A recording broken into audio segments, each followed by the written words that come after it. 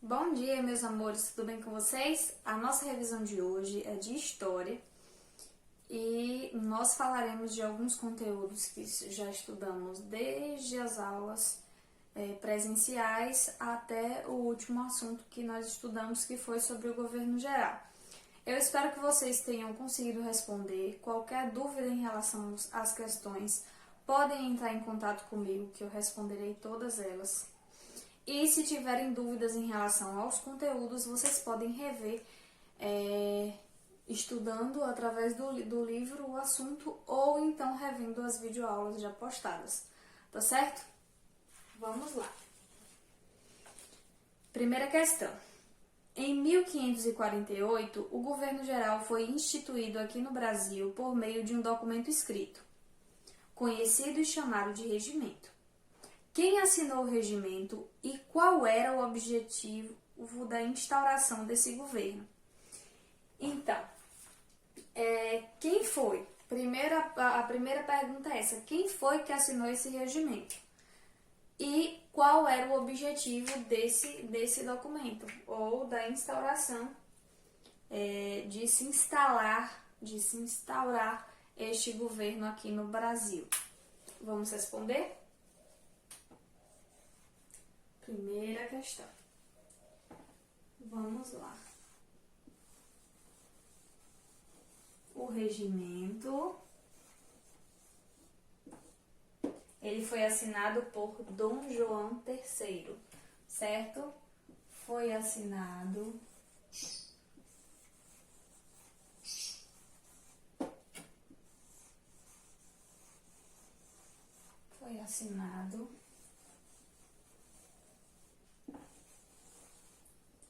eu só coloco D, ponto,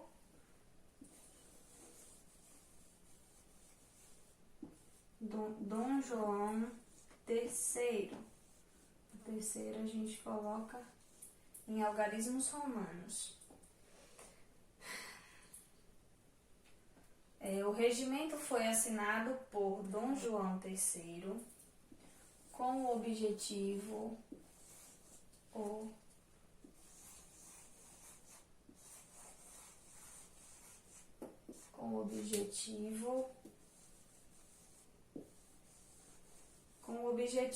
de domínio. Primeiro, a instalação desse governo aqui no país teve alguns objetivos, mas nós citaremos apenas alguns para deixar a resposta mais completa, tá? O principal era afirmar o domínio da coroa portuguesa sobre a colônia, porque vocês sabem que desde os conteúdos anteriores, Pro já tinha explicado que Portugal ter descoberto as terras brasileiras não garantia que as terras pertenciam a eles. Então, eles fizeram aquelas expedições exploradoras, expedições guarda-costas, depois instauraram as capitanias hereditárias, depois das capitanias hereditárias veio o governo geral. Todas essas foram tentativas de ocupar as terras brasileiras e de afirmar que as terras brasileiras eram uma colônia portuguesa. Só que não havia nenhum documento. Então, Dom João III assinou um regimento instalando o governo geral aqui no país, e esse governo geral, de certa forma, ele afirmava que a colônia brasileira, as terras brasileiras pertenciam à coroa portuguesa, certo? Isso aqui foi só para dar uma pincelada para vocês se situarem. Com o objetivo de afirmar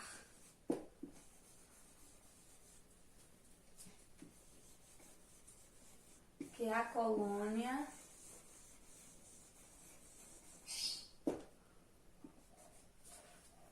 brasileira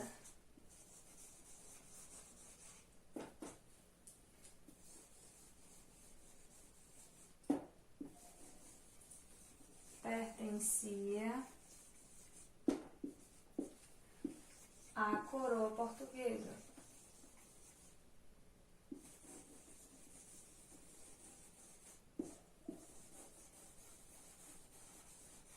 Esse aqui foi apenas um dos objetivos, certo? Mas tiveram outros, assim como dar assistência aos donatários por causa das capitanias, de cuidar da administração e da política do país. Então, houveram vários objetivos. Deixa eu ver, eu acho que eu vou colocar mais um. Assim como cuidar da justiça,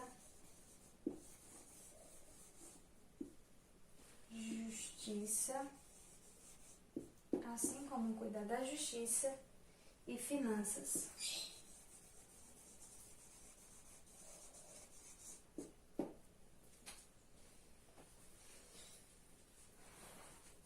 Vírgula, dentre outros.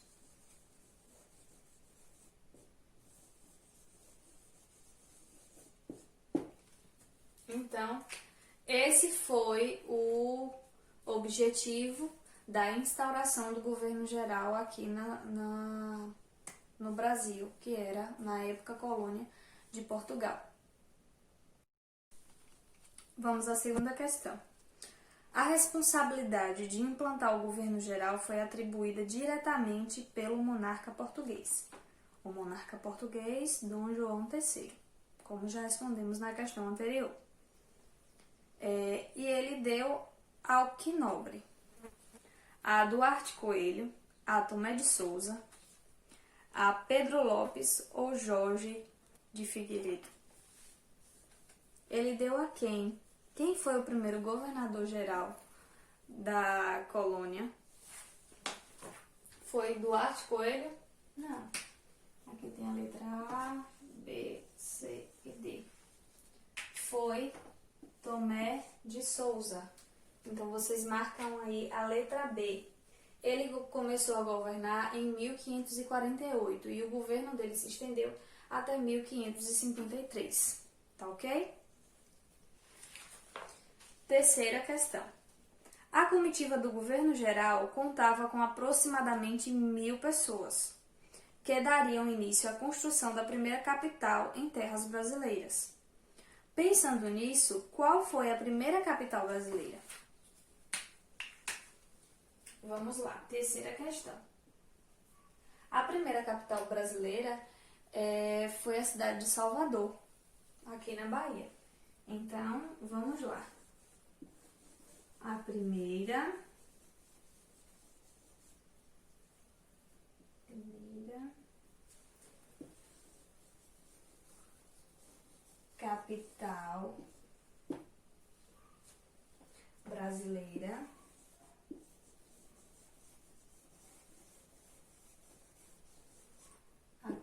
capital brasileira foi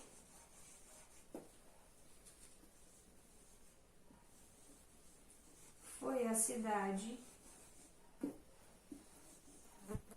de Salvador. Deixem a resposta bem completa, tá bom? Vamos lá. Quarta questão. Para auxiliar na administração pública e na centralização do poder, foram criados 3 cargos, além do governador-geral. Já tinha o governador-geral, que o primeiro foi Tomé de Souza, e depois foi necessário instaurar 3 cargos para poder auxiliar no governo. Então, quais cargos eram esses e que atividades eles desempenharam? Então, esses 3 cargos foram o de ouvidor-mor, o de provedor-mor e o de capitão-mor, cada um com funções diferentes, certo? Então, vamos colocar aqui, ó, na quarta questão. 3 cargos foram criados. 3 cargos foram criados. 3 cargos foram criados para auxiliar. Mas para porque está escrevendo isso no início, para a resposta ficar bem completa, tá? Para auxiliar na administração.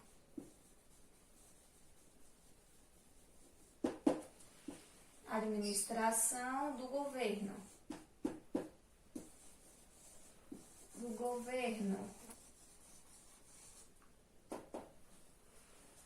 O ouvidor-mor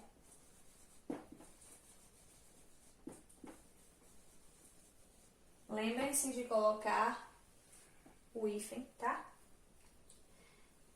Aí eu vou colocar aqui vírgula, responsável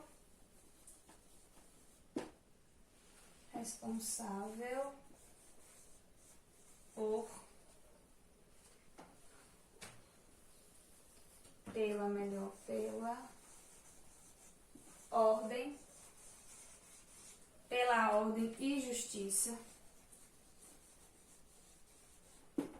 pela ordem e justiça, ponto vírgula. O provedor-mor,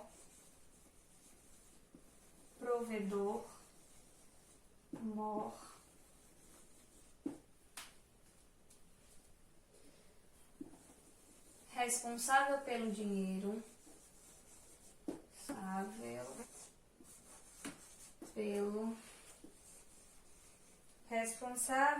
dinheiro,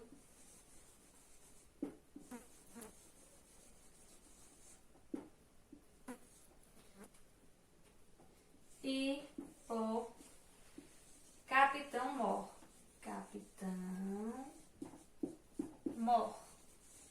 Todos esses cargos têm a palavra mor, então vocês colocam o hífen e o ouvidor, hífen, mor, capitão, hífen, mor, certo? Prestem atenção. Ele era responsável pela guarda. Responsável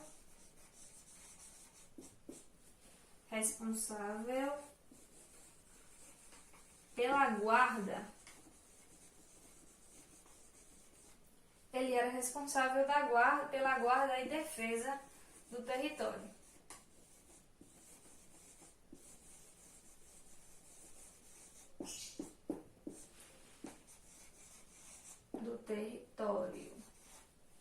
Tá ok? Vamos lá. Temos a nossa quinta questão. Associe. Temos aqui na letra A, Tomé de Souza, letra B, Duarte da Costa e na letra C, Mendes Sá. Aí você vai associar quem foi o primeiro governador-geral, quem foi o segundo governador-geral e quem foi o terceiro. Então, recapitulando, quem foi o primeiro? Primeiro, aqui já é um ponto para vocês ter conseguido responder, porque já respondemos uma questão relacionada a isso. Então, o primeiro foi Tomé de Souza, não foi? Então, já tem uma pista aí. Então, podemos colocar. Então, vai colocar aqui no quinto mesmo. Tem os três parênteses. Então, o primeiro governador-geral é o último parêntese. Então, você coloca a letra A.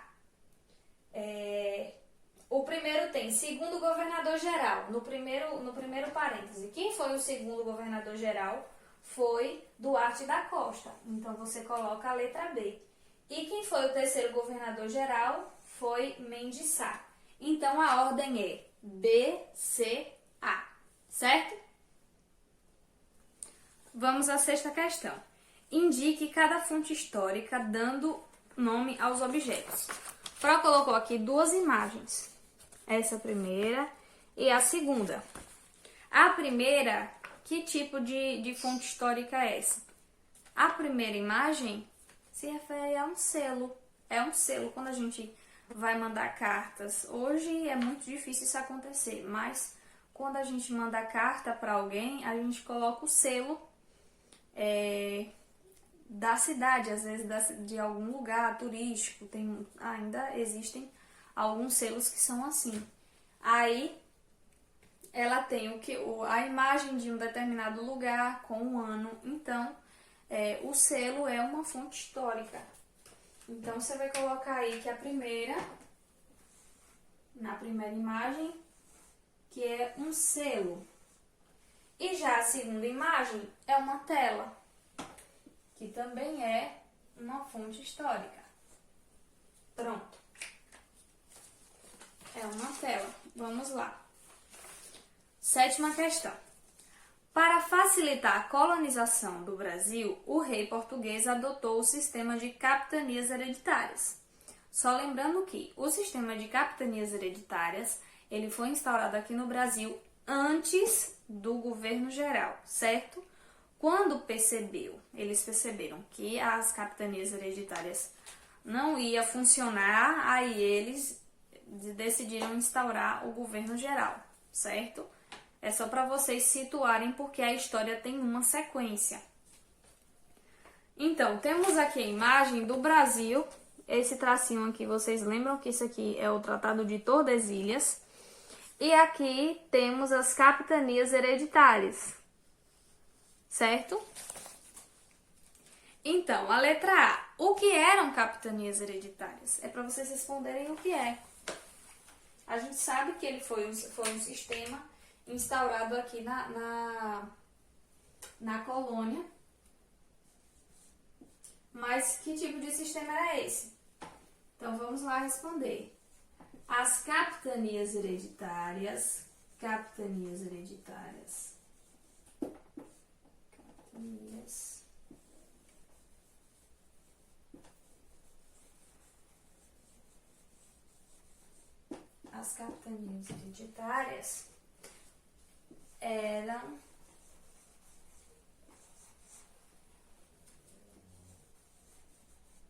a divisão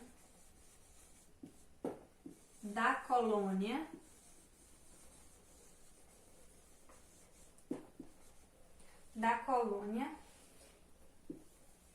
em 15 pedaços.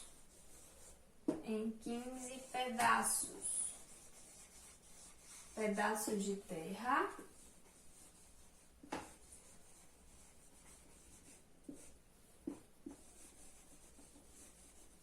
distribuídos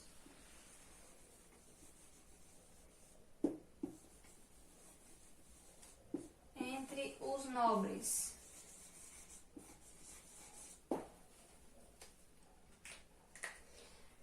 Essas capitanias hereditárias, como eu já coloquei aqui na resposta, foi a divisão da colônia brasileira em 15 pedaços, como vocês conseguem perceber na imagem. Elas se chamam capitanias ela é hereditária porque ela deveria ser passada de pai para filho, certo? Então, esses pedaços de terra eles foram distribuídos entre os nobres portugueses que estivessem dispostos a vir aqui para a colônia e a investir na terra, porque as terras, de certa forma, precisavam de investimento, certo? Vamos lá. Os capitães donatários eram responsáveis pelas capitanias hereditárias e garantiam a ocupação do território? Eles garantiam a ocupação do território? Sim, então você vai marcar as verdadeiras. Aqui a letra A. Deixa eu botar aqui, ó, 7º, letra A. E aqui a letra B. Eu só vou colocar os parênteses com X. O primeiro parêntese garantir a ocupação do território? Sim, eles garantiam a ocupação do território brasileiro, porque eles vinham para cá e eles ocupavam o território. Eles precisavam vir para cá para cuidar das capitanias. Isso era uma ocupação. Eles exploravam as terras? Sim, porque as terras foram dadas para eles com o objetivo de exploração, de que eles investissem na terra e explorassem a terra, explorassem as riquezas da terra, certo? E expulsavam os portugueses das terras brasileiras? Não, porque as capitanias hereditárias foram dadas aos portugueses e não aos índios, às pessoas que já viviam aqui. Então, o objetivo não era expulsar os portugueses, era sim trazer os portugueses para a colônia para poder cuidar das terras. Certo? Vamos à nona questão. A oitava questão. Qual foi a grande descoberta acontecida há 10.000 anos, que na visão de muitos estudiosos é a maior descoberta cultural da humanidade? Que descoberta foi essa? Essa descoberta foi a agricultura. Esse assunto foi logo dado nas aulas presenciais, em que falamos sobre a evolução, a questão do homem, os primórdios da humanidade. Lembra que falamos sobre fontes e fatos históricos? E quando a gente vai falar sobre os primórdios da humanidade, fala sobre a questão do surgimento do homem, e a classificação, que era Homo sapiens, Homo erectus, vocês se lembram, né? E sobre a questão do desenvolvimento desses homens, na fabricação de instrumentos para o trabalho, na descoberta do fogo e também sobre a questão da agricultura, que foi considerada a maior descoberta cultural para a humanidade, certo? Então essa é a resposta. Vocês colocam a oitava questão. Vamos lá. A grande descoberta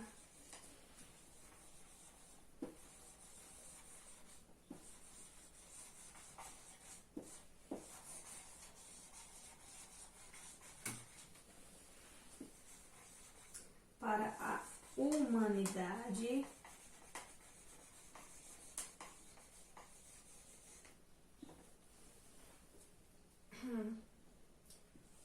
foi a agricultura. Agricultura. Foi a agricultura. Vamos à nona questão. Leia as frases e classifique as fontes e histórias destacadas. Como assim, eu vou ter que classificar? Você vai classificar se é documento, objeto arqueológico, se é uma coleção, se é tradição oral, certo? Lembram disso? Até caiu no teste de vocês de história. Então vamos lá. Nono. Letra A. José foi no cartório tirar a certidão de nascimento de seu filho Júnior. Então, a certidão de nascimento é o quê? Que tipo de fonte histórica é? É um documento. Então, vocês vão colocar aqui na letra A. Você vai colocar na letra A que a certidão de nascimento é um documento. Então, você vai colocar aqui o nono, letra A. É um documento. Vamos lá, letra B. O telefone antigo de Maria caiu no balde de água. Vocês perceberam que a palavra telefone está em destaque. Então, o telefone, nesse caso, é o quê? É um documento, é uma coleção, é um objeto arqueológico, é tradição oral, o que é? Telefone é objeto arqueológico. Você coloca objeto arqueológico.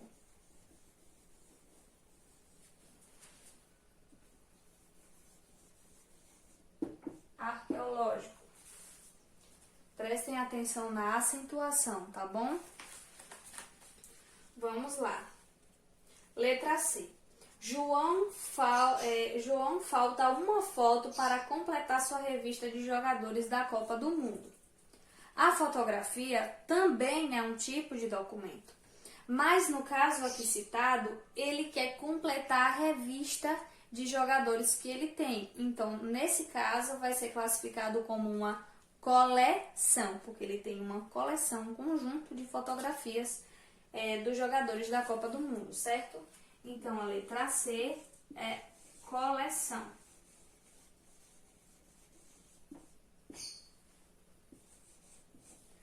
letra D. Maria foi ao ouvir os áudios sobre a aula que faltou na semana passada. Então, Maria, ela ouviu os áudios sobre a aula. Esses áudios aí, o que eles são? É um documento? É um objeto arqueológico? É uma coleção? Não, é uma tradição oral. A tradição oral pode ser áudio, pode ser histórias contadas pelos antigos que são passadas oralmente, certo? Então vamos lá. Tradição oral. E por último, na letra A, temos os historiadores pesquisaram as talheres usadas pelos reis da Inglaterra no século I. E a palavra talher está em destaque. No caso das talheres, que fonte histórica se trata? É um objeto arqueológico.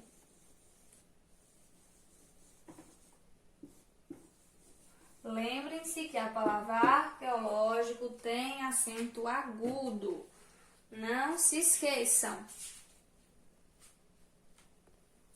Vamos à 10ª questão. Sobre as informações sobre o desenvolvimento do homem, complete as frases tornando-as verdadeiras. Temos aqui fogo, nômade, instrumentos, rupestres e pintura. Pro não vai escrever todas as frases no quadro. Pro só vai identificar. 10º, letra A, e a gente vai colocando as palavras. A primeira palavra que eu colocar, vocês já vão conseguir identificar as ordens.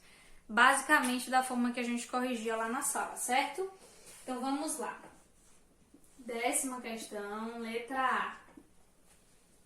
No início, os homens das cavernas eram o que, gente? Os homens das cavernas eram nômades. Os homens das cavernas eram nômades, ó. Percebam a acentuação, tá? Nômades, pois não se fixavam em apenas um lugar. Letra B. Com a descoberta do fogo, e dos... Esse e dos aqui já tem aí na atividade de vocês. Vocês não precisam copiar. Instrumentos. Prestem a atenção na ortografia. Instrumentos e não instrumentos. Certo? Passaram a cultivar, agrupar-se e a comercializar o que produzissem. Então, já na letra B, a gente já consegue perceber uma evolução dos homens. Na letra A, eles viviam em cavernas e eles eram nômades. Eles não ficavam num lugar pela questão da alimentação. Quando o alimento em determinado lugar acabava, eles saíam e migravam para outra região, certo? Eles viviam dessa forma. Depois, com a descoberta do fogo e eles começaram a produzir os instrumentos, eles passaram a viver em grupos, a cultivar, aí surge a agricultura, e também a comercializar o que eles produziram, o que eles produzissem. Tudo que eles produzissem, eles faziam esse comércio através de troca, enfim. Letra C. A comunicação era realizada por meio de figuras desenhadas nas paredes das cavernas, chamadas de... Como é o nome dessas pinturas? Dessas figuras? Pro já respondeu, né? Pinturas rupestres. Pinturas rupestres. Pinturas rupestres. Ponto. 11ª questão. Leia o texto. Que espécies humanas conviveram na pré-história? Vamos lá. É esse texto aqui. O ser humano, por definição, ou seja, o Homo sapiens, a espécie de que fazemos parte, apareceu há cerca de 200 mil anos. Na pré-história, ele conviveu por um bom tempo com duas espécies consideradas humanas não modernas. A primeira era o homem neanderthalensis, ou simplesmente homem neandertal, surgido cerca de 230 mil anos atrás e desaparecido há 28 mil anos. A segunda espécie que conviveu com os sapiens foi o Homo erectus. Era ainda mais primitiva. Ela apareceu há cerca de 1,8 milhão de anos e sumiu há cerca de 30 mil anos. Os cientistas acreditam que tanto os sapiens quanto o Neandertal sejam descendentes do Homo erectus. O grande mistério é saber por que o Neandertal e o Homo erectus foram extintos, mas o Sapiens ainda continua firme e forte até hoje. Os antropólogos têm pistas para matar a charada. O marco principal foi a Revolução Criativa ocorrida há 45 mil anos. A partir daí, nesse marco que foi a Revolução Criativa, o Homo sapiens começou a trabalhar melhor com objetos, construindo novas armas e ferramentas, criando formas rudimentares de arte e principalmente desenvolvendo uma linguagem, diz o especialista em antropologia biológica Walter Alves Neves, da Universidade de São Paulo, da USP. Vamos às questões. Letra A. Quais espécies do Homo que são citadas no texto? Então, 3 espécies foram citadas: o Homo erectus, o Homo neanderthalensis, porque esse nome é bem grande, bem complexo, e Homo sapiens. Então, foram essas 3 espécies. Aí você vai colocar 3 espécies são citadas.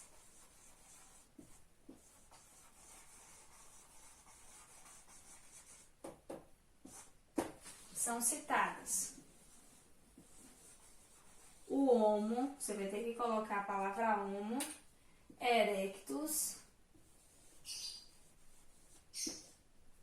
que é a espécie mais antiga. Homo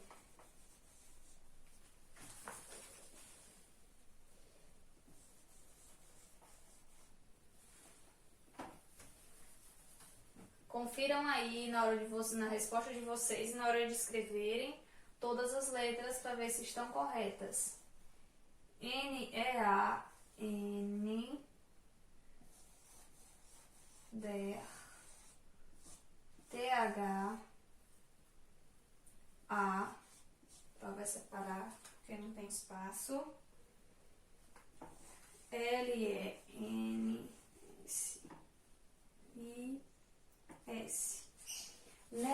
Neanderthalensis é o nome, certo? E, por último, o Homo sapiens. Homo sapiens. Letra B. Houve diversas espécies do Homo, porém, somente a espécie Homo sapiens sobreviveu. Qual justificativa os antropólogos usam para esse fato? A justificativa é a Revolução Criativa que ocorreu há 45 mil anos atrás, como lemos no texto.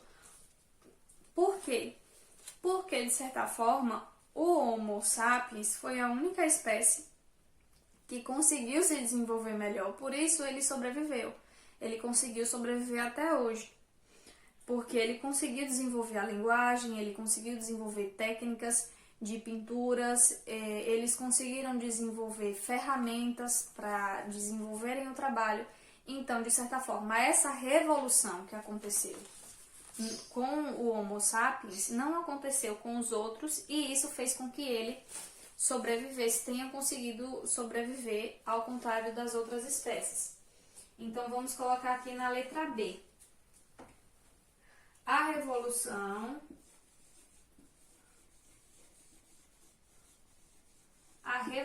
criativa. A revolução criativa ocorrida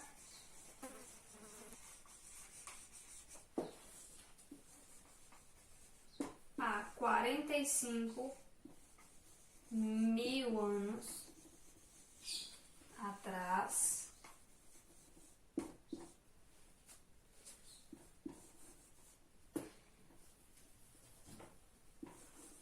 foi a justificativa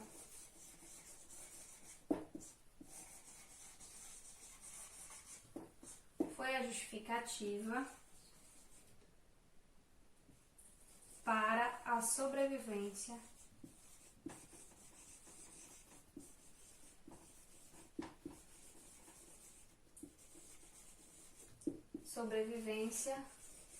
do Homo sapiens. Homo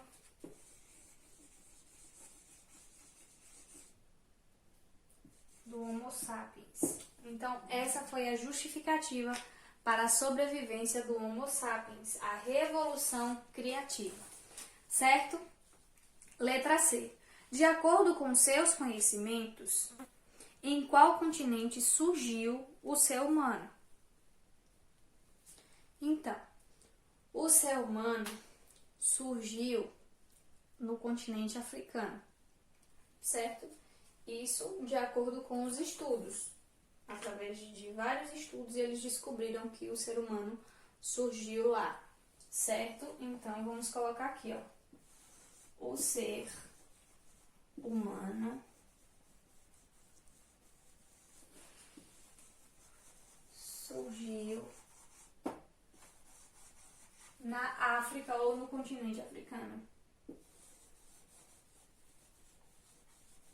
Na África. E assim concluímos a nossa revisão. Beijão da Pro e até a próxima aula.